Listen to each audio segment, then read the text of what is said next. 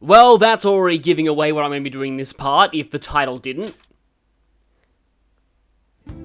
Welcome back to Persona 5 Royal. Last time we got out of Maruki's palace and beat a mini-boss. This time we're back in Maruki's palace? So, I'm kinda gonna retcon that last fight because I want to make use of the alarm before leaving here, and this is also going to give me a perfect opportunity to talk about the Royal DLC personas. Firstly though, the first time you enter the Velvet Room in the third semester, you'll get this.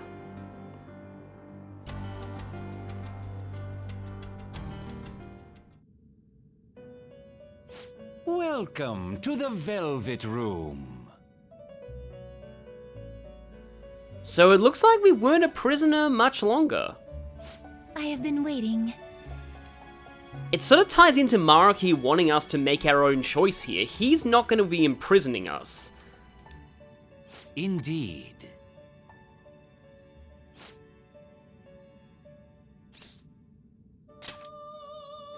Then... This seems a little bit weird, but I think what it's actually referring to is the personas in Maruki's palace that I was talking about earlier. The ones that you cannot fuse until you've reached the third semester. So things like Loa. Very well. So it's back to the Velvet Room as usual.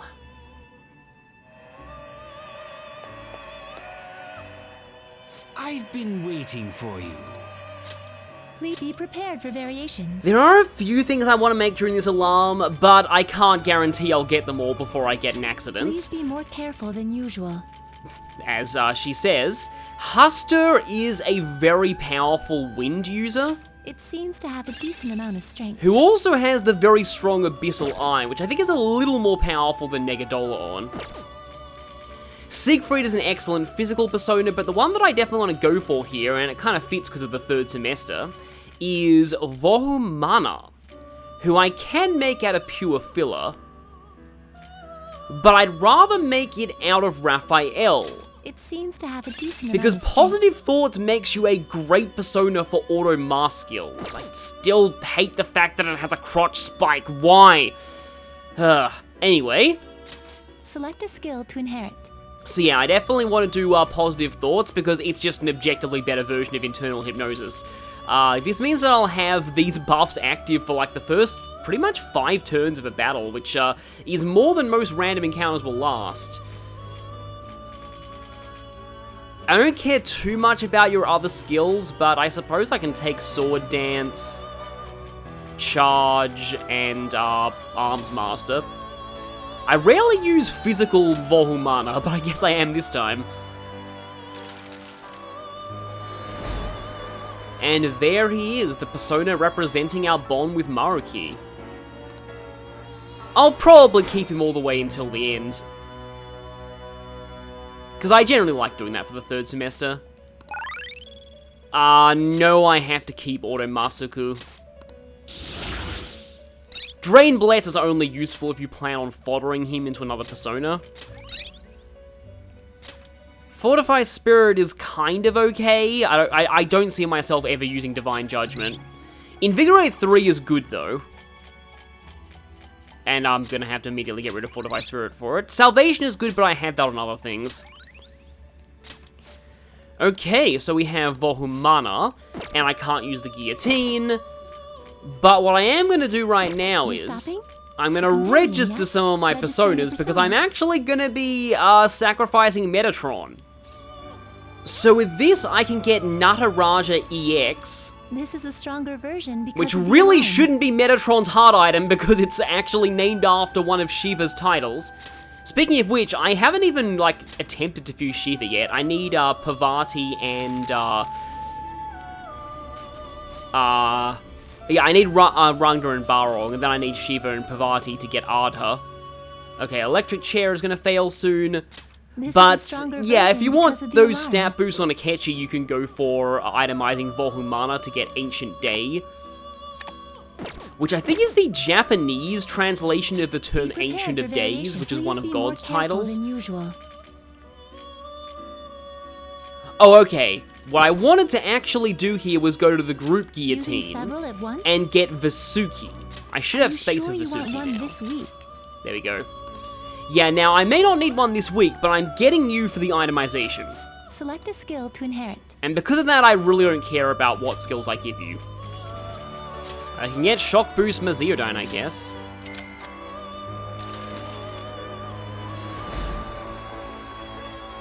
I remember you were an annoying ailment spammer back in SMT5. Well, not back in SMT5 came out way later than this game. Why not? Okay then. Trigger Happy is a pretty solid skill though. It's rare that you get a critical boost specific to a certain type of damage. I guess I can take Makara-Khan as well, maybe. I don't think I'll really need Mahama on. Brainwash boost isn't terrible, but it's also not impressive, and everything else here would just... Actually, no, I don't need Megaton Raid. Well, you'd be weak to that otherwise, but I'm not really going to be using you in battle anyway. Again, Trigger Happy is nice. Okay, Guillotine is unstable. Oh, I thought that might happen. That means I'm not able to get what I wanted, which is this. This is a stronger version because of Actually, I would have the accented it anyway, because you're a gold persona. So what am I thinking? But yeah, +7 strength on Yusuke, which stacks with the strength boost from his weapon. So right now...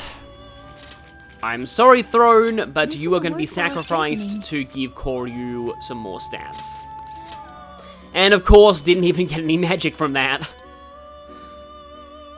I feel like in an earlier playthrough I had a Koryu with a much higher magic stat. I'm used to Psycho Force doing more. I'm going to be heading back into the Velvet Room, though. I'm still going to wait for an alarm before I get the Yusuke gun, because +7 strength is obviously better than +5 strength. But I want to see if there's any, like sort of easy fusions I can do right now with my fodder personas. Ones I don't particularly care about, but I do want to get into the compendium. You wish to browse the entries? Do need to get Metatron back, To though. summon this, you may take it with you then. This means I'm going to have to buy back Metatron again, but I do need Futsunushi for later. Also, Will of the Sword is amazing. I do want to get that as soon as I can. And there we go, the one whose body is not quite made up of swords, but you have made countless blades unknown to death nor known to life.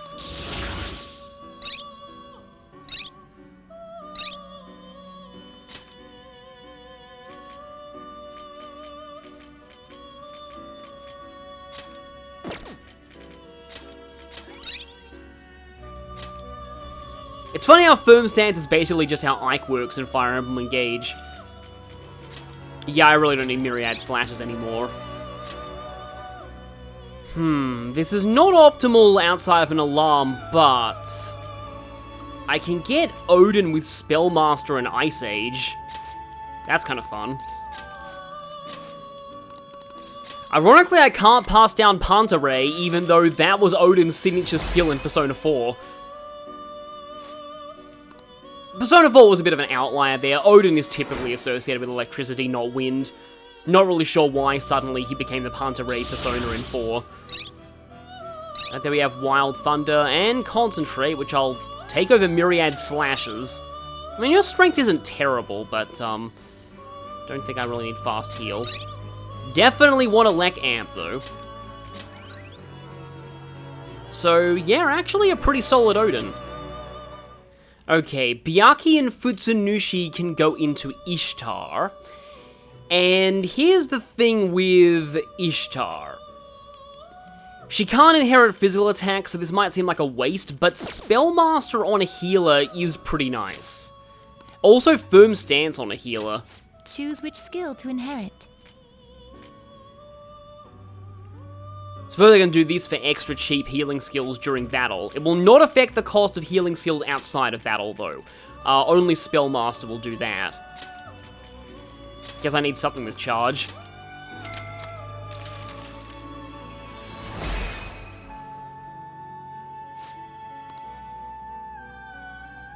Yes, accepts the love of all men, yeah, I was gonna say something, but that's technically a spoiler for a certain game. But if you look at her mythology, you'll probably know why I'm saying that. I don't really want to be using Mesiodyne with you. So yeah, now I have the versatility of Medea Rahan or Salvation, depending on my circumstance. And now, the perfect segue. I just bought Narcissus and Thoth, because if fused together, they'll get me Raoul. Yes, I did indeed go ahead and buy the Royal DLC Personas, but only for this specific one. Do you wish to fuse this? As you can see, or as you'll see if you look at the background, Raoul is effectively Joker's third tier persona. And since he has concept art in the Thieves' Den and no other DLC personas do, it's likely he was intended to be part of the game and not DLC. So you can speculate all you want as to why he ended up DLC, but I'm not going to fuse him until an alarm. But I'm going to use this opportunity to talk about the Royal exclusive DLC personas. There are less of these than vanilla DLC personas, and if you're playing the PS4 version of Royal, these are all paid. Any other port of Royal that came out in 2022 will have the DLC personas available from, like, the very beginning. Now, just to reiterate how DLC personas work, if you go into the compendium, you'll see that you can summon any DLC persona you own from the compendium once for free. Every other time it will cost you money, and you can do this regardless of what level you are, so you can theoretically get Raoul at the very start of the game if you wanted to. Or you could get... You would like to overwrite it? Izanagi no Okami Picaro, if you wanted to be even more ridiculous, at like the very start of the game. Even though they are always available in the new ports, they do not count towards 100% compendium completion.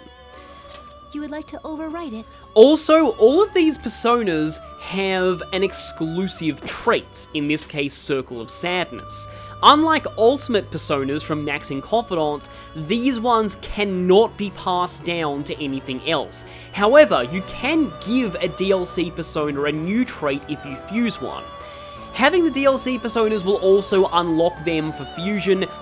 They'll show up in the normal fusion results, and simply having them will affect the fusion chart.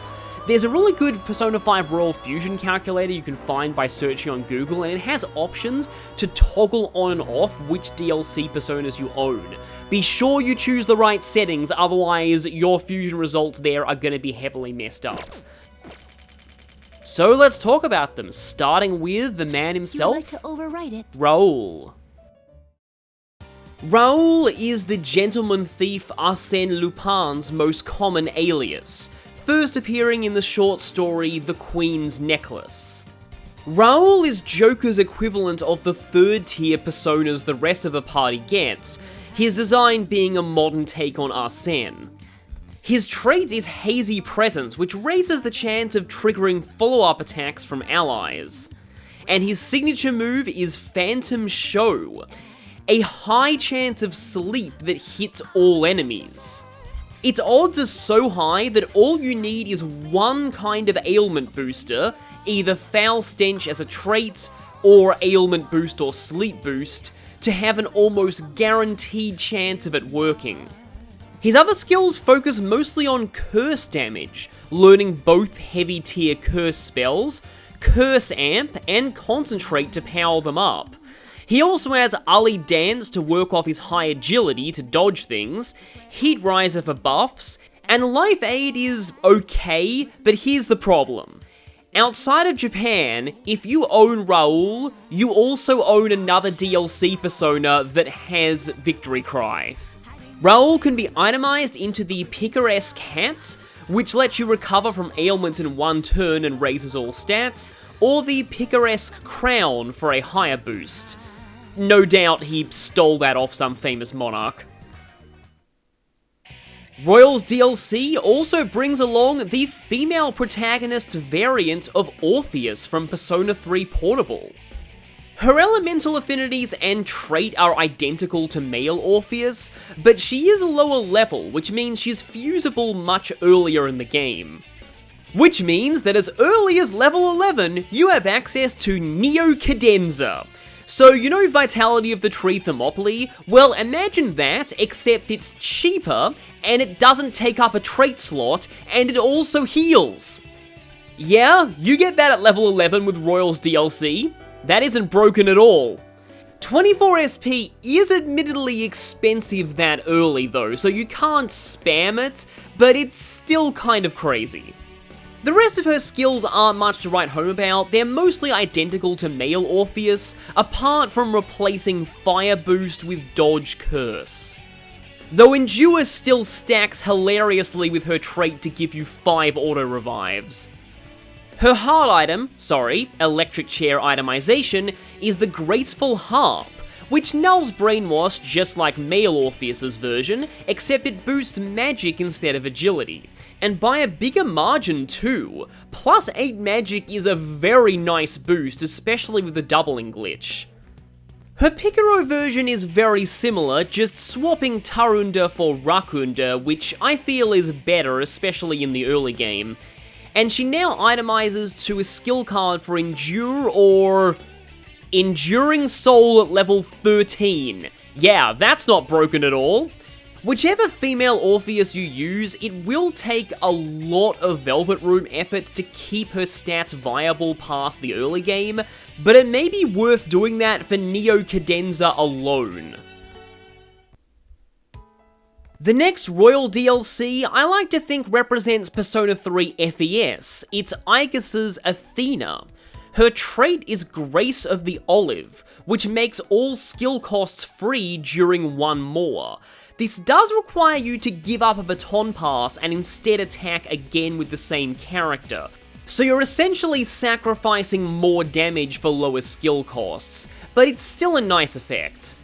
Her signature move is Akasha Arts, which deals severe physical damage to all foes for 1 to 2 hits, and has as high of a crit rate as Sword Dance. If this hits twice, it's actually the strongest multi-target physical attack in the game. Athena has balanced stats with a slight edge in strength, and has a resistance to physical and an immunity to gun at base, though you can get Shiki Orgy much earlier, which nulls both. Her other skills are pretty solid, being a bit of a condensation of Aegis's moveset in Persona 3, getting some buffs, healing, and physical damage. When itemized, she gives an accessory that grants Auto Maraku, a bit redundant with one of the skills she learns, and during an alarm it also gives Endurance plus 8, making her user and the party very tanky from the start of a fight. Her Picaro variant is only a few levels higher, and it swaps when she learns her attack and defense buffs, giving her Mataru Kaja early. She also swaps out Auto Maraku for Auto Mataru. I much prefer this version. She also gives skill cards for the very useful Charge and Concentrate when itemized. These are otherwise only obtainable through negotiation. And for our Persona 4 representation, we have the big man on God Campus himself, Izanagi no Okami.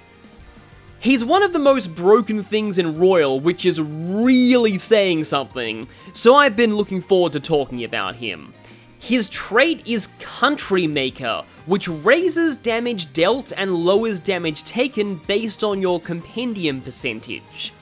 At 100% completion, you deal double damage and take half. And then there's his signature move. You finally get to use Myriad Truths outside of a scripted sequence, and it is effectively a magical version of Yoshitsune's Hasotobi. 3 hits of heavy almighty damage to all enemies. With Concentrate and Country Maker alone, this is enough to one-shot almost everything. But you can also stack it with Almighty Boost, which Izanagi no Okami has naturally, Almighty Amp, which you can get by Network Fusion, and Magic Ability. Do this, and even the New Game Plus super bosses will be a joke. Oh, he also resists everything apart from Bless and Curse, starts with Victory Cry, when the only non-DLC persona to get that in Royal is Saturnile, has angelic grace for double evasion against most things, naturally learns concentrates, and also learns salvation in case you somehow need healing. When itemized, he gives the already amazing SP adhesive, except it also boosts all stats. But even that pales in comparison to the persona with a name so long the in-game interface can't fully display it, Izanagi no Okami Picaro. Same resistances, same trait, same myriad truths, except now instead of Heat Riser he gets Debilitate, and instead of the fairly useless by Izanagi no Okami standards Heat Up, he gets Enduring Soul. He also gives a salvation skill card when itemized in case, again, you somehow need healing after you fuse him. His incarnation here may be one of the most broken things I've experienced in any video game. And you have him for free in the new ports of Royal. He can be very fun to use, but if you want a challenge from this game, don't say I didn't warn you. Though there is one downside to both variants of Izanagi no Okami. They are the only personas of the World Arcana, and since there's no Confidant for that, they never get Arcana Burst. You have to learn all of their skills the hard way. Or, more likely, sacrifice a million treasure demons to them. That works too. May luck be on your side. And with that, I'm gonna head back. I'm gonna Indeed. beat Kuhulan and Skahar again off screen, and I'll see you next time as we continue life outside of Maruki's palace in the 3rd semester. See you all then.